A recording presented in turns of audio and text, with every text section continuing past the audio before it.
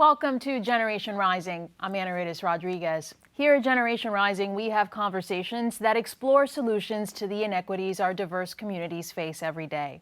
Tonight, we'd like to welcome Don Wright, Cruz, and Celine Arias from Buttonhole Golf, located in Providence.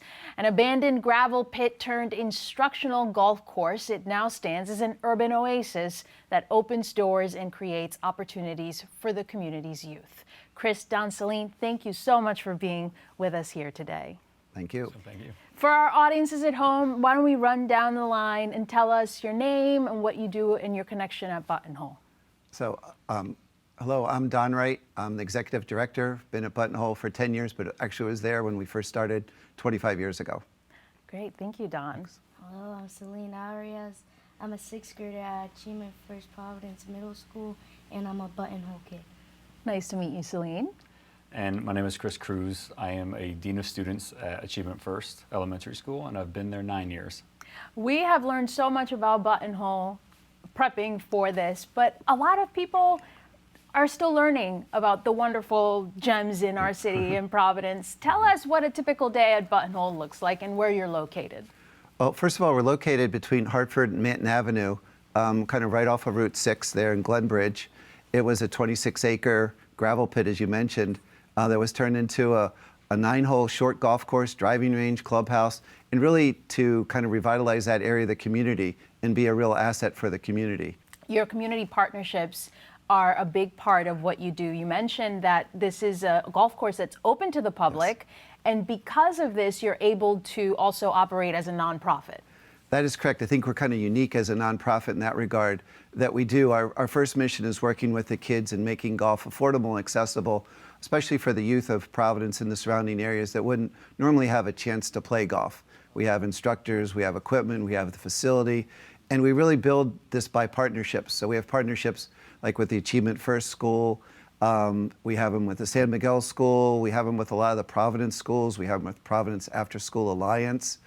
We have them with the West End Community Center, the rec centers in Providence, the Boys and Girls Club.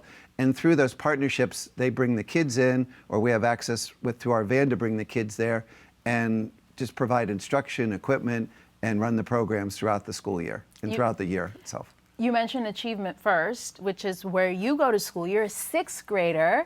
How did you learn about Buttonhole, and when did you first start playing golf? I learned about Buttonhole when I had a golf lesson for gym class, and I started liking it, and Mr. Cruz started an after-school program at Buttonhole, and then that's when I started to learn and love Buttonhole. And what grade were you in? I was in the 3rd grade. In the 3rd grade, so you've been playing now for 3 years. What do you enjoy most about it? I enjoy driving the ball, making it go far, trying to get into the hole. And Chris, you actually are a big part of why Celine is playing golf. Tell us about your connection to Buttonhole through your work at Achievement First.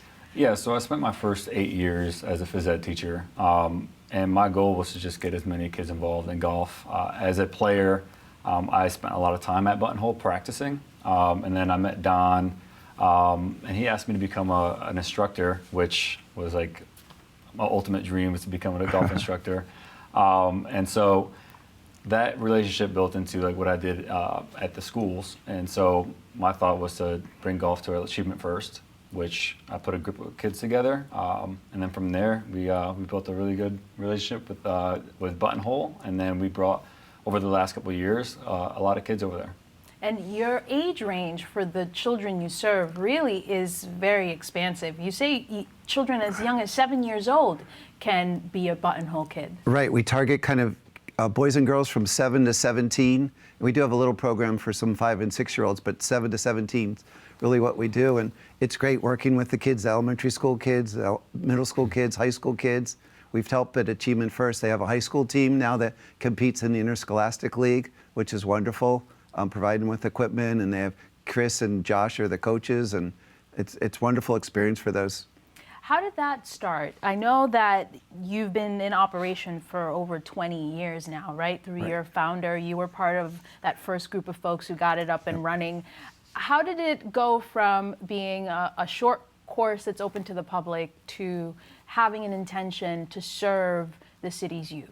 Well, the mission has always been, first and foremost, to work with the youth of Providence and the surrounding areas, especially those kids that wouldn't normally have a chance to play. So we've really taken affordability off the table and accessibility. We have a van so we can pick kids up, take them to the courses, bring them to Buttonhole for practice, whatever the case might be. Mr. Ed Morrow, a successful business person who was a fantastic golfer, got this idea or vision 25 years ago and then raised $3 million to turn this 26-acre gravel pit into a golf course and a facility that's open to the public and really to really help the neighborhood as well. His business was in Providence. He really wanted to give back and to help grow the game as well, something that he loves and that I love, and I've been playing golf for over 50 years and just love to do it. And you know, you think about diversity in the game of golf, and the first words that people often tend to think about is Tiger Woods. That's what they associate with diversity. Why is it so important to grow the game, as you say, and make sure that it is representative of the communities we live in here in this country? Well, the game's, first of all, it's a lot of fun. And it's a game that also teaches a lot of life lessons. So, I mean, I grew up playing a lot of sports, as Chris did. And then when you play golf, golf's also a game for a lifetime. You can use it in business to meet people. And it's just one of those things that you also learn these life lessons of integrity and honesty. And, you know, if you hit a bad shot, like kind of dealing with the frustration. And that's kind of the real magic that happens at Buttonhole when we're working with the kids. You know, you're working with them one-on-one or in small groups on the driving range, or you're taking them out on the course and doing that. Those are the life lessons and the social interaction skills that we can use forever. And it's great to be able to share that with all the other kids. You've grown a really expansive network, an impressive network across the schools. You were talking about the golf simulators that you have, and was that how you first came across Celine? Yes. You noticed a golf simulator in your school? Tell me about that. So there's a big room with a simulator in it, and I first try to hit the ball, and it tracks the speed, the rotation, so you get to learn from it. And then you were like, I think I can do this. And how is it different from playing on a simulator and then playing on the course? It's different because if you just play on the course, like, you get a little bit more experience, but if you play in a simulator, you could learn more and see like what speed or how you can make it straight so it's easier to go in. Yeah, and off camera, Chris, you were mentioning how the simulators were key in really getting, you know, a lot of kids interested, and you noticed a difference from before the simulators were inside the schools and then after. Talk to us about that. Yeah, so one of the things I talked to Don about was, you know, sometimes it can be a little bit difficult to bring a lot of kids to the course who generally might not be interested. And so, because they don't know the game of golf yet. And so I thought the easiest thing, the best thing to do is bring golf to them. And then we get them to get the golf itch and then eventually transfer them into the, you know, to the real golf course. And when we first started, we had, you know, a handful of kids who were really interested, Celine being one of them. And after that, we took a poll, and there was roughly 140 kids who showed some interest after we started the program at Achievement First.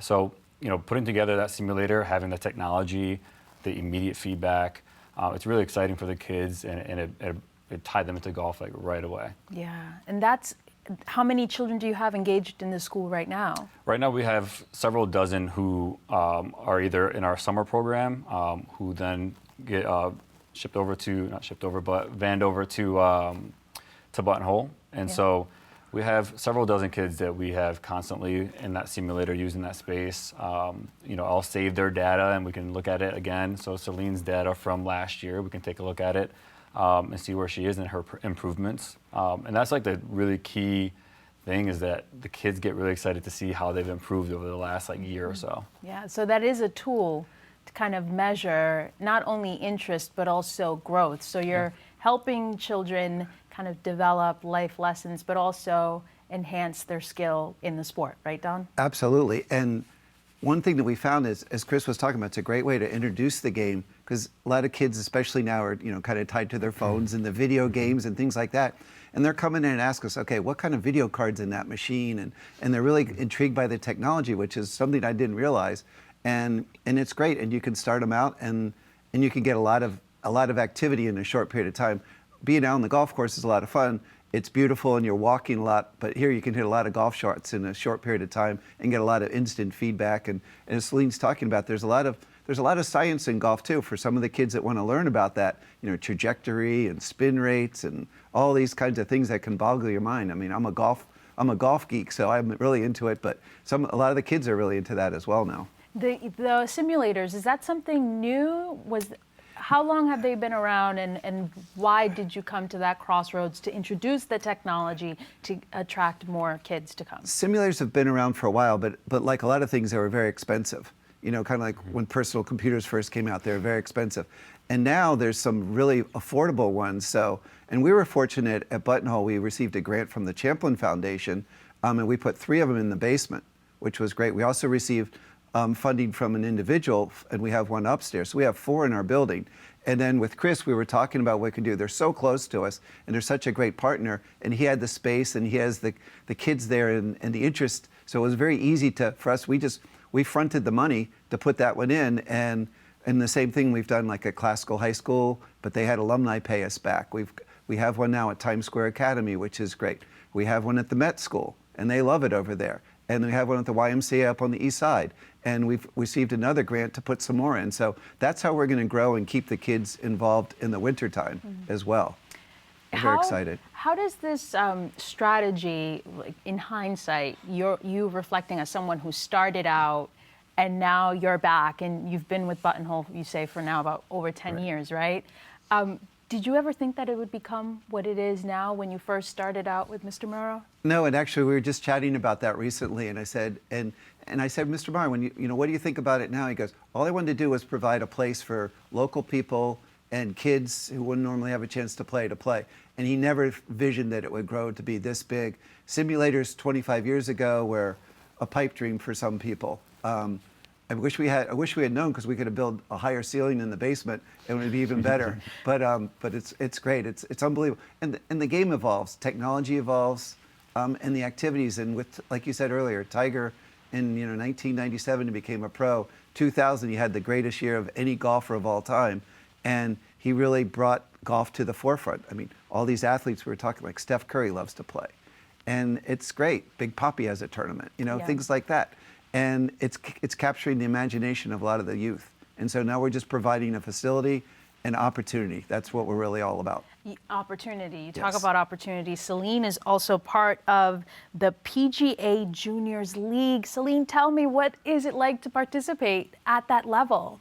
So you usually go in like on a Saturday or Sunday, use like the driving ring first, and you have a little competition on the course to see like who's the best scorer. So it's really good, so you could see like your improvement and benefits. And what do you enjoy most about being at Buttonhole? What would you say brings you joy while you're there? I say all the people, like they give you pointers, and it really helps your golf skills and learn like accountability. That's a big word for a 6th grader. Chris, you're doing your job right. I mean, like, what is it to witness in real time just how much she's grown since you met her in the 3rd grade, now she's in the 6th grade, and you've kind of been along that journey with her. I'm sure this is replicated amongst all of your students, right? Well, she's making me look good right now. She's been impressive since she was in kindergarten when I first taught her, when I was a phys ed teacher there. But Celine is a perfect example of exactly what we're trying to do, and just offer the game and hoping it sticks. The idea is that kids have access, and Don is a big believer in that, and same as me. We just want to give kids the same opportunity, whether they have, big bank accounts or small bank accounts, right? Like that shouldn't matter. Or where they're from, what zip code they're from. And so ultimately just giving kids an opportunity to play, access, and then once like kids get really involved, like Celine, what are the next steps for them to grow themselves as a player, and then hoping that Celine's playing in college someday, if that's what she wants. What do you find to be the most rewarding as an educator yourself, having been a Buttonhole for some time now? What's most rewarding to you? The most rewarding thing for me is when a kid finds me in the hallway and they're begging me to play in the simulator. Like, pretty busy guy at our school, but if Celine sees me in the hallway and says, "Hey, Mr. Cruz, can you take me to the simulator?" Like, that's, to me, like, I've done my job of like spreading some interest, especially in the game of golf. And that just shows me that they're picking up on some of the things that we're being able to offer them. Yeah, and that's kind of like half the battle, right, Don? Getting them interested, and then you actually make it easy for them to get to the golf course. Tell us about all the different programs you run out of Buttonhole. So we have basic instructional programs, and we partner with the schools and community groups, and we'll bring them over. We set aside a typical class as an hour and a half, and in the basic initial group of sessions would be 6 1.5-hour sessions. And we generally have a 1-to-5 or 1-to-6 teacher to student ratio. So they get a lot of personal attention. We have clubs for them to use. We let them take them home during that period of time. The kids that really show interest, we'll just let them keep the clubs. And then they're all sized appropriately, so as they get bigger, we swap them out for bigger clubs because that's really important. And then we have advanced classes. We have opportunities like Celine was talking about for the PGA Junior League, so there's competitive opportunities. We have our own junior league on Mondays at Buttonhole. We have a women's league on Wednesday nights. We do programs for veterans. We also partner with the Special Olympics. They come twice a week during the summer months, and they have their big golf program there as well. We do a big drive, chip, and putt. We're a big qualifying site for the National Drive, Chip, and Putt Contest, which is huge. And there's other competitive opportunities through the Rhode Island Golf Association, which is housed at our building. They run a lot of the state golf tournaments, and they have junior tournaments. There's something called the U.S. Challenge Cup, which offers a lot of competitive opportunities for boys and girls, basically that from 7 to 17. And as Celine was saying, there's also great opportunities, especially for young women, college scholarships in golf.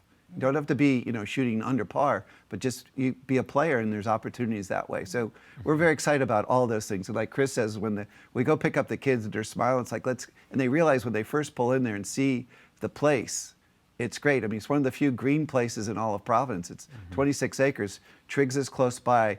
They let us play over at Triggs, and other local courses are now letting us play as well, which is great. So we're creating opportunities. That's what we're all about. And access, right? Exactly. You have summer programs too. I want to point to a recent article where you were quoted saying, Don, we really wanted to make golf affordable and accessible, especially for kids who normally wouldn't come for money.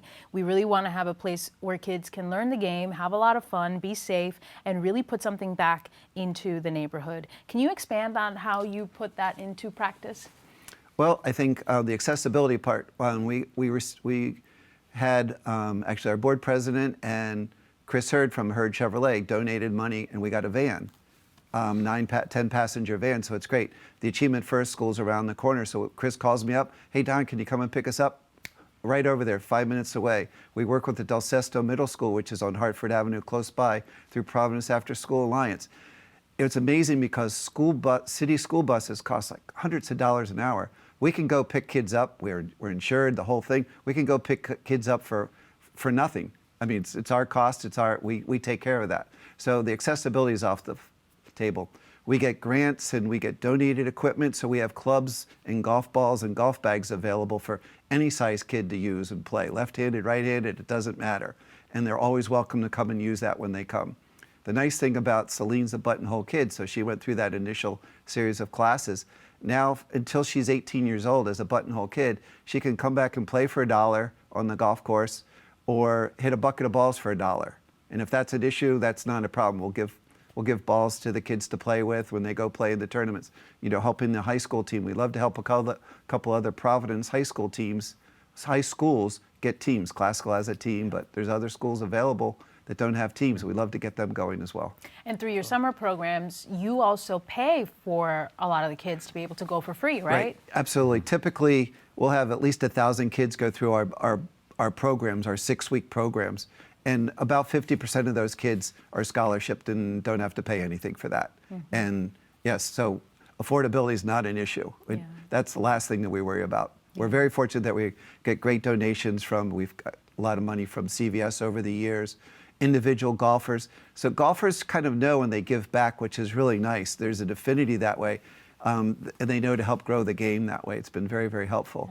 In some local foundations, we've been very fortunate to. I also noticed that some pro golfers actually visit the course. Were you able to meet anybody, or is there any exciting memory that you have from Buttonhole in the last few years? I remember we got to go to like another golf course, a pro golf course, and we got to see a lot of pros, and it's a lot of different sights to see because you could see all the different ways that they train and stuff like that. That's exciting. What would you say to kids who are watching now and are like, maybe I do want to try golf? What would you tell them about your experience or why they should?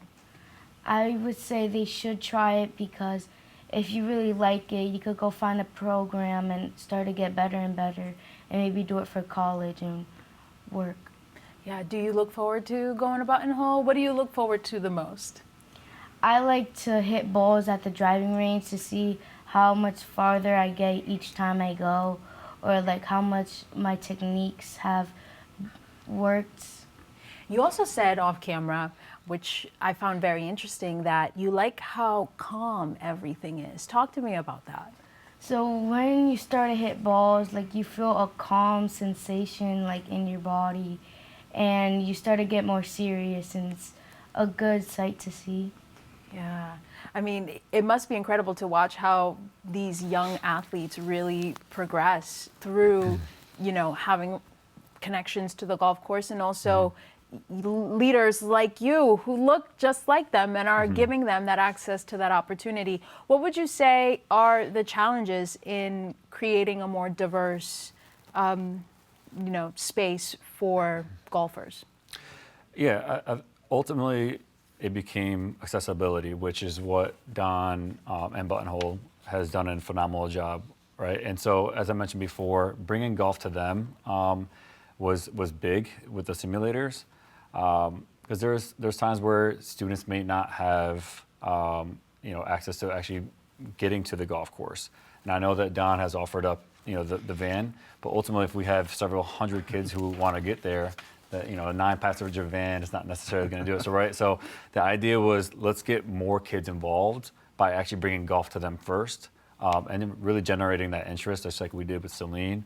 And then Don has put together a phenomenal staff at Buttonhole. When those kids do show up at Buttonhole, they say, "Hey, Coach Chris sent me here," and so Tyler, everyone else at the staff at Buttonhole welcomes them in, they train them, and they do a phenomenal job there.